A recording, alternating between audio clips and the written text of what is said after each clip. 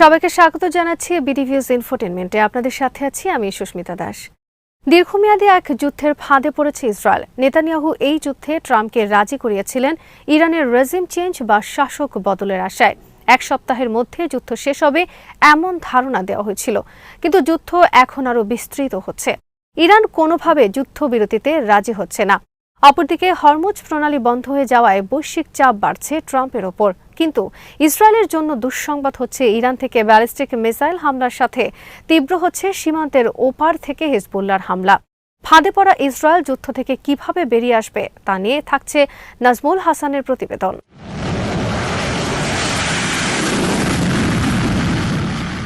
যুক্তরাষ্ট্র ইসরায়েল এখনও ইরানের ওপর ব্যাপক মাত্রায় বিমান হামলা চালিয়ে যাচ্ছে। হুমকি দেয়া হয়েছে খার্ক দ্বীপের তেল অবকাঠামোতে আঘাত হানার। এই দ্বীপটির মাধ্যমে ইরানের অধিকাংশ তেল রপ্তানি হয়ে থাকে। ইরানের ওপর এই বিমান হামলায় প্রধান ভূমিকা পালন করছে ইসরায়েল। এখন ইসরায়েল নিজেই ইরানের মিসাইল হামলার পাশাপাশি হিজবুল্লাহর হামলায় অস্থির হয়ে পড়েছে। লেবাননে হিজবুল্লাহর বিরুদ্ধে স্থল অভিযানের পরিকল্পনা করছে। লিটানি নদীর দক্ষিণ দিকের সমস্ত অঞ্চল দখল করে নেয়ার হুমকি দেওয়া হয়েছে। ইসরায়েলের এই হুমকির তোয়াক্কা করছে না হিজবুল্লাহ।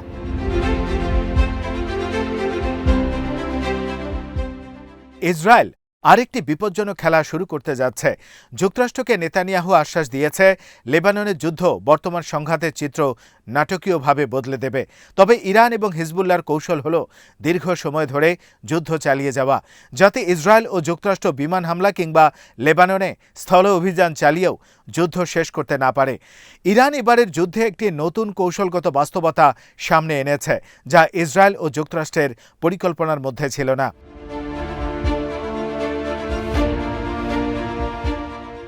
যুদ্ধ শুরু হওয়ার 2 সপ্তাহ পরও যুক্তরাষ্ট্র ও ইসরায়েলের চেয়ে স্পষ্টভাবে ইরানের সামরিক ও কৌশলগত শ্রেষ্ঠত্ব দেখা যাচ্ছে।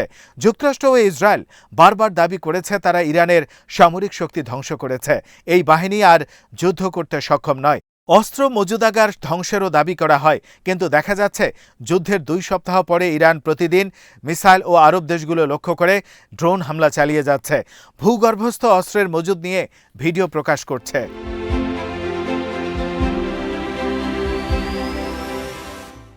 ইসরায়েলের হামলায় ইরান প্রথম দিকে কিছুটা অপ্রস্তুত থাকলেও কয়েকদিনের মধ্যে ঘুরে দাঁড়ায়।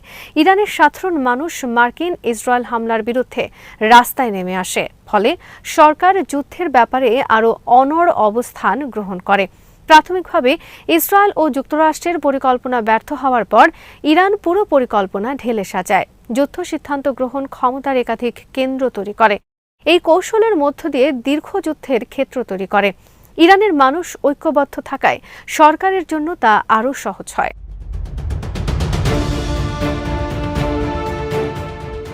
ইরান ও যুক্তরাষ্ট্র যুদ্ধের প্রথম কয়েক মিনিটেই সুপ্রিম লিডার আয়াতুল্লাহ আলী খামেনিকে হত্যা করলেও ইরানের রাজনৈতিক ও সামরিক নেতৃত্ব তার ছেলে মুজতবা খামেনির হাতে সরকারের লাগাম হস্তান্তরে সক্ষম হয়, যা ছিল ইসরায়েল ও যুক্তরাষ্ট্রের মুখে বড় আকারের চপেটাঘাত। ইরানের রেভলিউশনারি গার্ডের উপর মুজতবা খামেনির বড় ধরনের প্রভাব আছে বলে মনে করা হয়। স্বাভাবিকভাবে তিনি সুপ্রিম লিডারের দায়িত্ব পাওয়ার পর ইরানি বাহিনীগুলো এখন আরও বেশি উজ্জীবিত এবং সংহত হয়েছে। এর ফলে ক্ষমতাকেন্দ্রিক যে কোনো বিভেদের ষড়যন্ত্র ব্যর্থ হয়ে যাবে।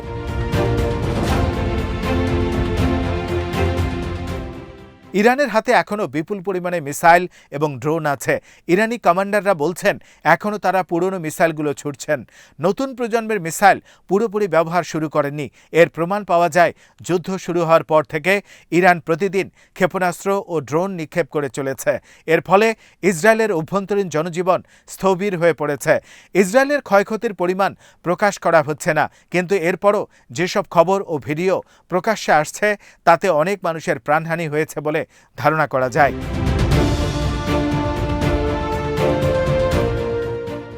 শুধু ইসরায়েল নয়, আরব দেশগুলোর স্বাভাবিক কার্যক্রম এখন থমকে গেছে। বিশেষ করে আরব আমিরাত ও বাহরাইন কার্যত অচল হয়ে পড়েছে। এই দুই দেশের বিমান যোগাযোগ, জ্বালানি অবকাঠামো ও অর্থনৈতিক প্রতিষ্ঠানগুলো বন্ধ হয়ে গেছে। ইরানের এসব হামলা যথেষ্ট পরিকল্পিত ও সমন্বিত, যার লক্ষ্য হচ্ছে ইসরায়েল ও তার আরব মিত্রদের অর্থনীতি এবং জনগণের মনোবলে আঘাত হানা, পাশাপাশি ইসরায়েলিদের প্রাণহানির মাধ্যমে ক্ষয়ক্ষতি বাড়ানো।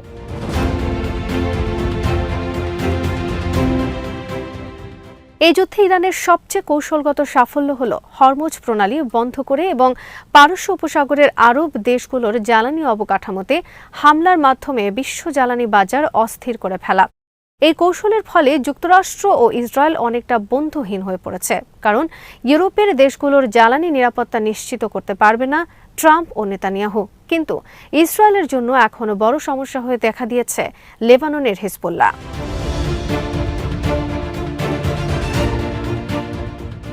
যুদ্ধ শুরু হওয়ার পরপরই ইসরায়েলি সেনাবাহিনী লেবানন সীমান্তের উত্তরে একটি অস্থায়ী নিরাপত্তা জোনে বেশ কয়েকটি ব্রিগেড মোতায়েন করেছিল, কিন্তু হিজবুল্লাহ অব্যাহত আক্রমণের মুখে তারা কৌশল পরিবর্তন করে।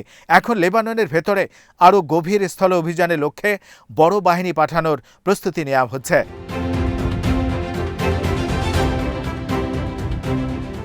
ইসরায়েলের অভ্যন্তরে আঘাত হানার ক্ষমতা নিয়ে ইসরায়েলের সামরিক গোয়েন্দা সংস্থাগুলোর অনুমান ভুল প্রমাণ করেছে হিজবুল্লাহ। ইতিমধ্যে ব্যাপক ভিত্তিক হামলা চালিয়ে হিজবুল্লাহ প্রমাণ করেছে তাদের সামরিক সক্ষমতা অটুট রয়েছে। হিজবুল্লাহ ভীতি থেকে ইসরায়েল পর্দার আড়ালে লেবানন সরকারের সাথে পরোক্ষ যোগাযোগ রাখছে, যাতে একটি নতুন চুক্তি করা যায়। এর লক্ষ্য হবে হিজবুল্লাহকে সম্পূর্ণ সরিয়ে দেয়া। কিন্তু লেবানন সরকারের হিজবুল্লাহকে নিয়ন্ত্রণ করার তেমন কোনো সক্ষমতা নেই। প্রতিরক্ষামন্ত্রী ইসরায়েল কাজ লেবানন সরকারকে হুমকি দিয়েছেন ইসরায়েল লেবাননের বেসামরিক অবকাঠামোগুলোতে আঘাত হানবে। হিজবুল্লাহ নিরস্ত্র না হওয়া পর্যন্ত লেবাননের ভূখণ্ড নিয়ন্ত্রণের মাধ্যমে তাদের শাস্তি দেবে।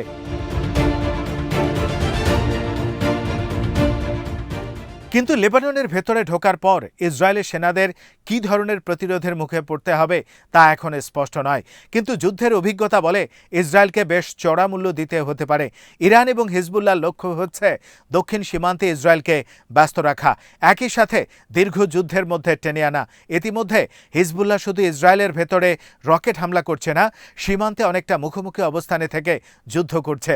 এখন যদি ইসরায়েলি সেনারা লেবাননের ভেতরে প্রবেশ করে তাহলে পরিস্থিতি আরও জটিল হয়ে উঠতে পারে। এর আগে লেবাননে স্থল অভিযান চালিয়েছে ইসরায়েল। এতে লেবাননের সাধারণ মানুষ ব্যাপক ক্ষয়ক্ষতির সম্মুখীন হলেও হিজবুল্লাহর অবকাঠামো অটুট ছিল। এর মধ্যে একবার হিজবুল্লাহর কাছে পরাজিত হয়েছিল ইসরায়েল।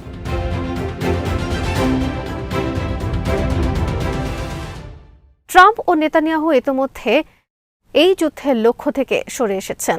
এখন তারা আর ইরানের শাসন ব্যবস্থা উৎখাত করাকে যুদ্ধের অন্যতম লক্ষ্য হিসেবে উল্লেখ করছেন না।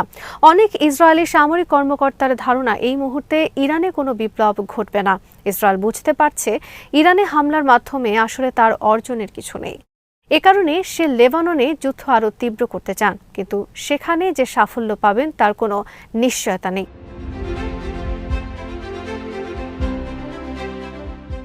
নেতানিয়াহু হয়তো ট্রাম্পের সম্মতিতে লেবাননে আগুন জ্বালিয়ে রাখছেন, যা একটি বৃহত্তর সংঘাতের দিকে নিয়ে যাবে। যতক্ষণ না ইরানে কিছু অর্জন করা না যায় ততক্ষণ নেতানিয়াহু লেবাননে যুদ্ধ চালিয়ে যেতে চান। ইসরায়েলের কর্মকর্তারাও বলছেন ইরানের সাফল্য না পাওয়ার হতাশা নেতানিয়াহুকে আচ্ছন্ন করে রেখেছে। তিনি ভালোভাবেই জানেন পরিস্থিতি এখন আর সহজভাবে চলছে না। যুদ্ধ সামনে আরও তীব্র রূপ নেবে। ইসরায়েল নিজেই দুটি ফ্রন্টে একটি নতুন যুদ্ধের জালে আটকে গেছে।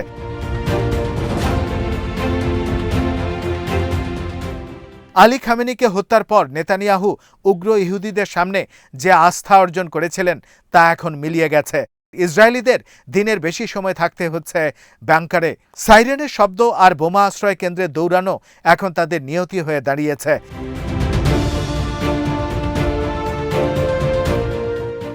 এখন লেবাননের হুমকি ইসরায়েলিদের ঘুম হারাম করে দিয়েছে।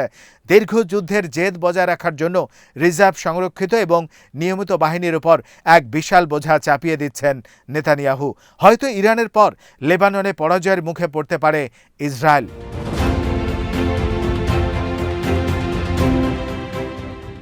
আজ এখানেই শেষ করছি। সমরাস্ত্র, প্রতিরক্ষা ও কূটনীতির নানা তথ্য জানতে চোখ রাখুন বিডিভিউজ ইনফোটেইনমেন্টে।